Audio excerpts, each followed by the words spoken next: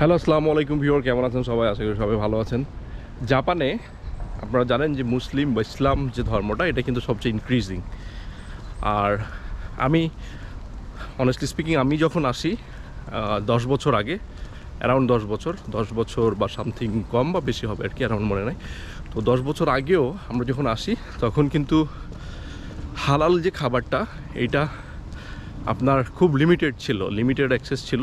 হয়তো মেন যে শহরগুলো, এগুলোতে কিছু কিছু জায়গায় হালাল দোকান ছিল, এবং যারা হয়তো একটু মেন শহর ছাড়া অন্য শহরে ছিল, ছোট ছোট শহরে বা জেলা শহরগুলোতে, সেগুলোতে হালাল শপ হয়তো বা ছিল দু একটা, বা ছিল না, ম্যাক্সিমাম জায়গাতেই ছিল না।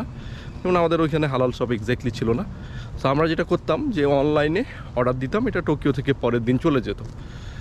জাপানের শহর এবং মফস্বলের মধ্যে কিন্তু খুব একটা পার্থক্য নাই, যেহেতু ডেভেলপ কান্ট্রি। সার্ভিসে কোনো পার্থক্য নাই, শুধু বিল্ডিং, রাস্তাঘাটেও পার্থক্য নাই, শুধু বিল্ডিংয়ে পার্থক্য এবং লোক সংখ্যা কম থাকে।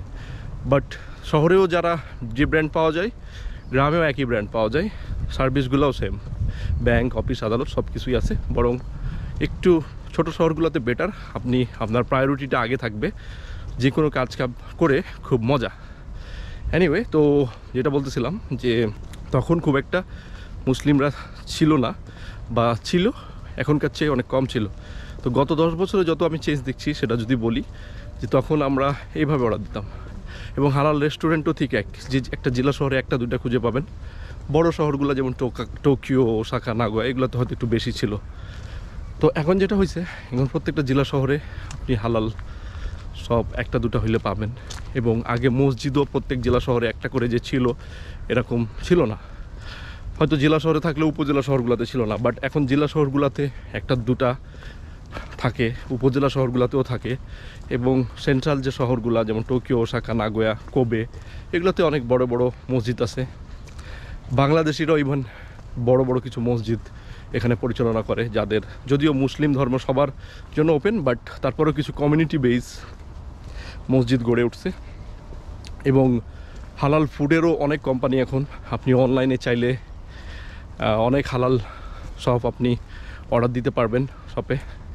এবং রিসেন্টলি বঙ্গবাজার নামে টোকিওর কাছাকাছি মিসাতোতে একটি জাপানের প্রথম হালাল বড় হালাল শপ তো ছিল, বাট আমি যেটাকে বলি যে হাইপার মার্কেট যেটাকে বলে, বা ধরেন যে সুপার মার্কেট, যেখানে আপনি সব কিছু পাবেন হালাল। আগে হয়তো কি দেখা যাচ্ছে কিছু আইটেম আছে, কিছু আইটেম নাই, জাস্ট হালাল একটা কর্নার ছিল। তো এই বঙ্গবাজার নামে একটা হাইপার মার্কেট গড়ে উঠছে, এবং এইটা সবার জন্য অনেক আনন্দদায়ক। কারণ আপনি যে ফ্রেশ মাংস পাচ্ছেন, তারপরে আপনি সুইটস পাচ্ছেন, মানে বাংলাদেশি প্রত্যেকটা আইটেম পাওয়া যায়, যেটা মিডল ইস্টে আগে অ্যাভেলেবল ছিল। মোটামুটি সবগুলো আইটেম পাওয়া যায়। তো এই হালাল জিনিসগুলা গড়ে উঠছে, এবং এই 10 বছরের মধ্যে আই থিঙ্ক অনেক জাপানিজকে আমি ইসলাম ধর্মে কনভার্ট হতে দেখছি। এটা অনেক সময় নিজেদের মধ্যে বিয়ের মাধ্যমেও অনেক জাপানিজ মেয়েদেরকে বাংলাদেশি ছেলে বা পাকিস্তানি বা মুসলিম ধর্মের ছেলেরা বিয়ে করছে, এরকমও দেখছি। আবার কিছু জাপানিজ ছেলেও বিয়ে করছে বাংলাদেশি মেয়েরা, এরকমও হাতে গোনা আছে কিছু। আর সব কিছু মিলিয়ে আর কি অনেক প্রোগ্রেস, এবং মানুষের মধ্যে যে ভুল ধারণাটা থাকে ইসলামের ব্যাপারে, সেটা অনেক অংশেই ঠিক হয়।